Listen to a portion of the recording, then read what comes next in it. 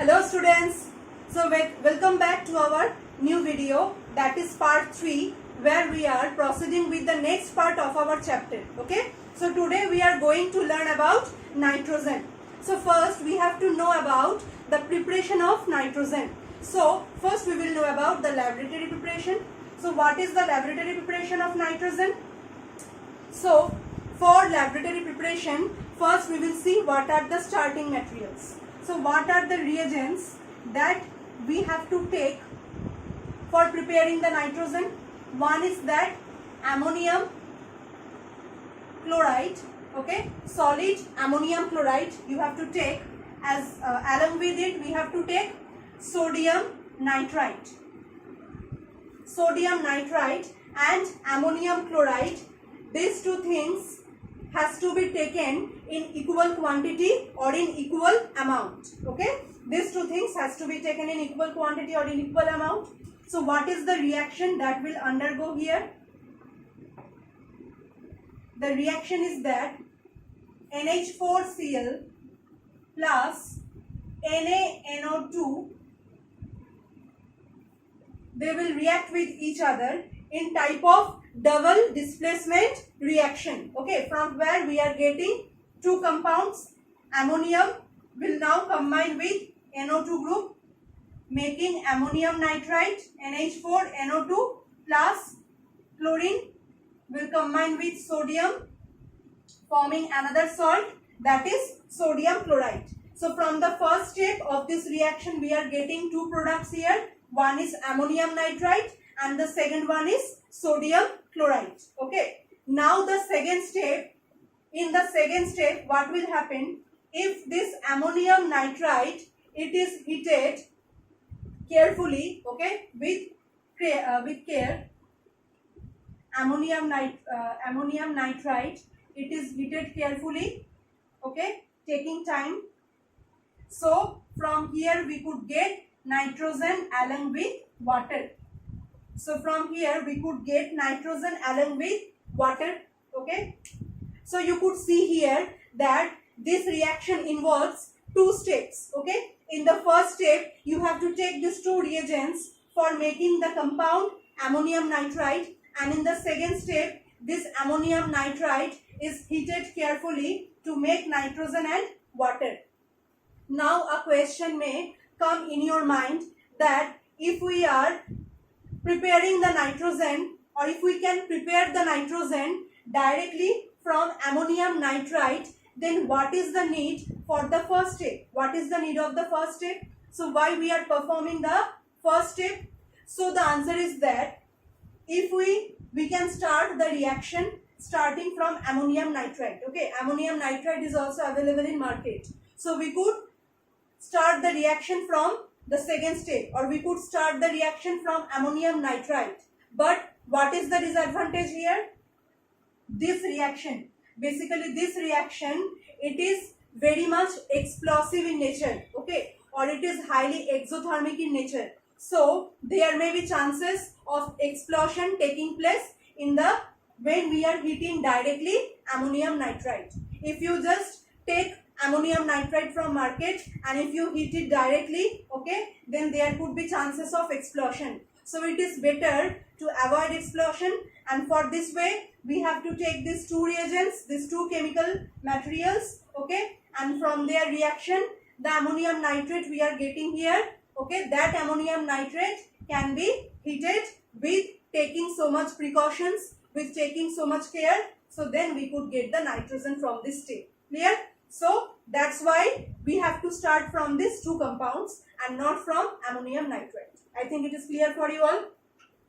Okay, so this was the laboratory preparation of nitrogen. So next we are seeing another method of preparation of nitrogen, that is not laboratory preparation.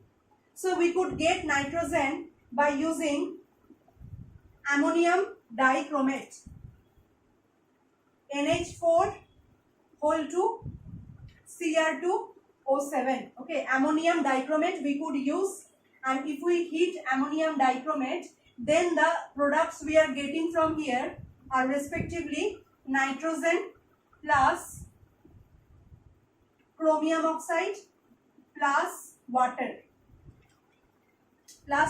2H2O. Okay, so by heating ammonium dichromate, from here also we could get nitrogen, chromium oxide and water molecule. So this is another method for preparation of nitrogen. Okay, so next topic we are going to discuss is the physical properties of nitrogen. So what are the physical properties of nitrogen? So I am discussing it point wise. Okay, the first point is that nitrogen is generally gaseous in nature, right? We generally found nitrogen in gaseous form. So nitrogen is a colorless as well as odorless gas. Okay, nitrogen has no color and has no odor or smell. Next point number 2, nitrogen is very less soluble in water. So if you take 1 liter of water, so you could observe only 23 milliliter of nitrogen can be dissolved in 1 liter of water at standard temperature and pressure. Okay, so just you could imagine that in 1 liter water or in 1000 milliliter of water, only 23 milliliter of nitrogen can get dissolved. So that means it has very poor solubility in water. Point number 3 is that nitrogen has less density than air. Okay, but it has the difference is not so high. Okay, the density of nitrogen is little bit less than the density of the air. Next is point number 4, that nitrogen has boiling point and melting point also. Okay, and the last point is that the reactivity of nitrogen, that is very important point, and a question can come from this point, that is nitrogen is very less reactive. Less reactive means what? That the stability of nitrogen is very high. Okay, nitrogen is less reactive, that means the stability of nitrogen is very high. So the question you can expect from here is why nitrogen is less stable, or why the solubility of why nitrogen is very stable, or why the reactivity of nitrogen is very low. So the answer is that nitrogen is having a triple bond between 2 nitrogen atoms. Okay, nitrogen means actually dinitrogen because it is having 2 atoms of nitrogen, where we could see there is a triple bond between 2 nitrogen atoms. So because of the presence of these 3 triple bonds, okay, these 3 bonds between 2 nitrogen atom, it requires a large amount of energy to break the bond between them. So for this reason, nitrogen is very stable. So generally it does not participate or take part in any reaction.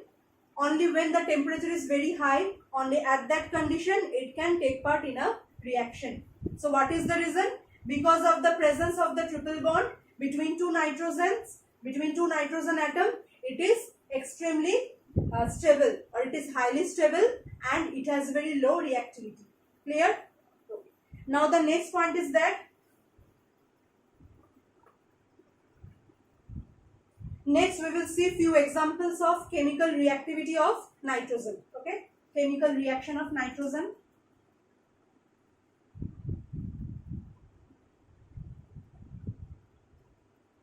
So in first point we are going to see reaction of nitrogen with few active metals. Okay, few active metals like lithium, magnesium, aluminium. So reaction with metals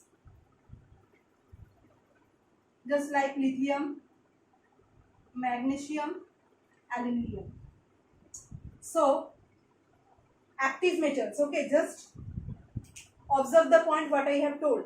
Active metals. So why this active metals can only react? Because as we have told earlier that nitrogen is highly stable and it has very low reactivity. So it can only take part in a reaction under some few conditions. If the temperature is very high, or if the reagents that we are adding in nitrogen are highly reactive. Okay, so as we are taking here active metals, so they can participate or they can react with the nitrogen.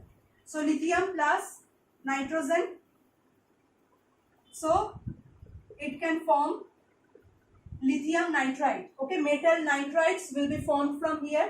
They are having different chemical formulas depending on their valencies. Just like lithium has valency 1, so it is giving that 1 electron to nitrogen, and nitrogen is sharing its 3 electron to lithium. They are sharing 3 bonds with lithium, and lithium is sharing its 1 bond with the nitrogen. So this is the formula. Now you have to balance this. So for this purpose we could write here, as there is 2 nitrogen, so write here 2. So how many lithiums are there? 6. So 6 Li. Next one, reaction with magnesium. Okay, magnesium when reacts with nitrogen, again it can form magnesium nitride, which is having the formula Mg3N2 because of their valencies. Now 3 magnesium is there, so after balancing there will be 3 magnesium. Next is aluminium plus nitrogen. So the formula will be aluminium nitride, Aln, because both of them are having the equal valence, that is 3. So from here, write here 2 and then 2Aln. So this is the reaction of nitrogen with these active metals. Okay. Next is reaction of nitrogen with hydrogen. This is a very important part. This process is known as Haber's process or Haber's method. Okay, this is known as Haber's method.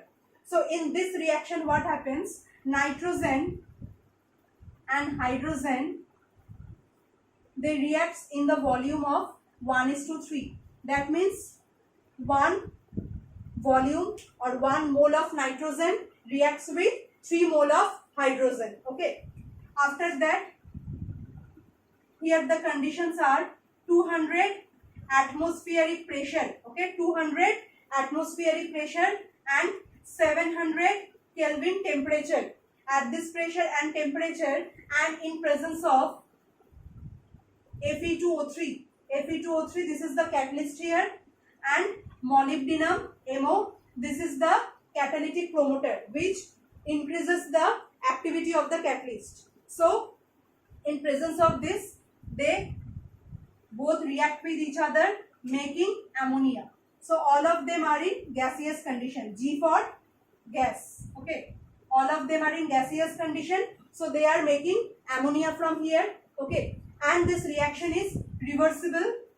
Reversible means that the forward reaction as well as the backward reaction will can take place. Okay, and the forward reaction is exothermic in nature, which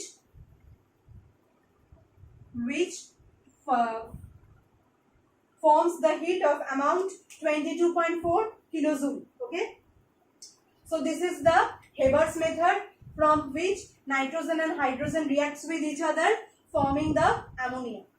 Okay, so this is for our today's class. So in our next class we will proceed with the other reactions of nitrogen and with the uses of nitrogen. Okay, so I think all of you have understood this well. So we will meet in our next class. Thank you everyone.